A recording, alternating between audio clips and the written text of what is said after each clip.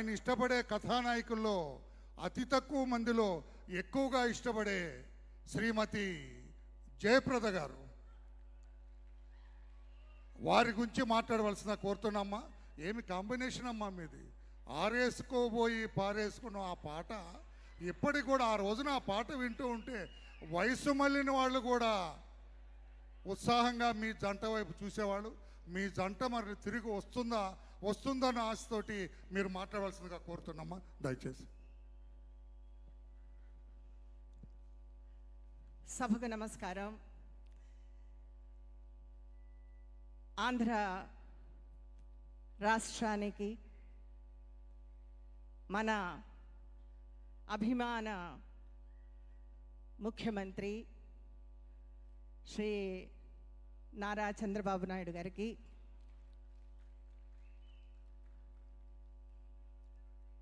ఉపరాష్ట్రపతి మాజీ వర్యులు శ్రీ వెంకయ్యనాయుడు గారికి, అలాగే నా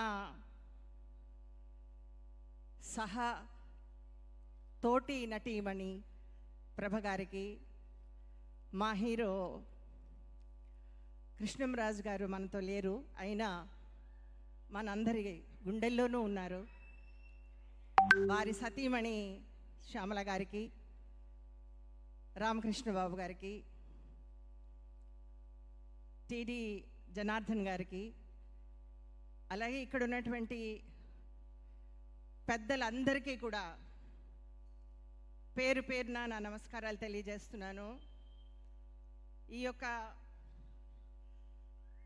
ఎన్టీఆర్ సినీ వజ్రోత్సవ కమిటీ అందరికీ కూడా నేను ధన్యవాదాలు తెలియజేస్తున్నాను. ఎందుకంటే ఈరోజు మన విజయవాడలో ఈ యొక్క సినీ వజ్రోత్సవం జరగడం అనేది నిజంగా ఎంతో గర్వించవలసినటువంటి విషయం. మన ఎన్టీఆర్ గారికి, శ్యామల గారికి, తారక రామారావు గారికి విజయవాడ అంటే, ఆంధ్ర రాష్ట్రం అంటే ఎంతో ఇష్టం. ఈరోజు బాబు గారికి ఆయన యొక్క సినీ వజ్రోత్సవాన్ని ఇంత ఘనంగా తెలుగు వారందరూ కూడా ఎంతో గొప్పగా సెలబ్రేట్ చేసుకోవడం అనేది మనం చేసుకున్నటువంటి ఒక అదృష్టం అని నేను అనుకుంటున్నాను. అలాంటి కారణ జన్ముడు, నట సార్వభౌముడు, నటనకే నటనను నేర్పినటువంటి ఒక కారణ జన్ముడు అయినటువంటి ఎన్టీఆర్ గారితో కొన్ని ఆణిముత్యాలు లాంటి సినిమాలు చేయడం అనేది నా అదృష్టంగా భావిస్తున్నాను. చిన్నప్పుడు అభిమానిగా, కొంచెం పెద్దదాన్ని అయిన తర్వాత కథానాయికగా, ఆ తర్వాత ఎన్టీఆర్ గారి నాయకత్వంలో తెలుగుదేశం పార్టీలో ఒక సేవకురాలిగా నేను నా జీవితాన్ని రాజకీయ అరంగేట్రం చేయించడానికి కారణం ఎన్టీఆర్. చంద్రబాబు గారికి నేను ధన్యవాదాలు తెలియజేస్తున్నాను ఈ సభలో నాకు మాట్లాడడానికి అవకాశాన్ని ఇచ్చినందుకు.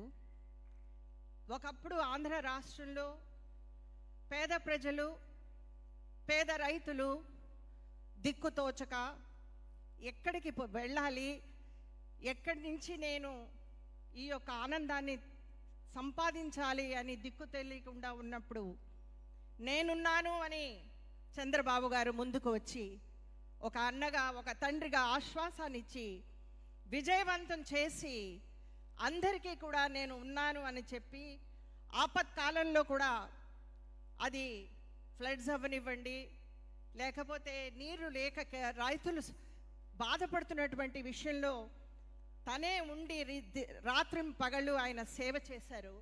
ఈరోజు మన ముఖ్యమంత్రిగా, ఆంధ్ర రాష్ట్రాన్ని అధిపతిగా ఆయన ప్రజలను కాపాడుతూ ఉన్నారు. మీకు శతకోటి వందనాలు. ఈరోజు ఎన్టీఆర్ గారితో ఆయన నన్ను ఇలాంటి సభలోనే ప్రజా గర్జన సమయంలో మొట్టమొదటిసారిగా నేను మాట్లాడడం జరిగింది, రాజకీయ ఉపన్యాసం ఇవ్వడం జరిగింది. ఉపన్యాసం అంటే నాకు తెలియని నేను ఆయన స్ఫూర్తితోటి ఎన్టీఆర్ గారు మాటలతోటి నేను మొట్టమొదటిసారిగా నా ఉపన్యాసాన్ని సాధించాను. కానీ ఈరోజు నేను మళ్ళీ ఆయన యొక్క సినీ వజ్రోత్సవాన్ని పేద ప్రజలకు ఆయన గుండెల్లో ఆయన ఎప్పుడు ఒక దేవుడుగా ఉన్నటువంటి ఆ ఎన్టీఆర్ గారిని, ఆ మూర్తిని చూస్తుంటే సాక్షాత్తు ఎన్టీఆర్ఏ శ్రీకృష్ణుడిగా మన ముందు నుంచున్నట్టుగా అనిపిస్తూ ఉంది. కాబట్టి ఇంకా చాలామంది మాట్లాడాల్సిన వాళ్ళు కూడా చాలామంది ఉన్నారు.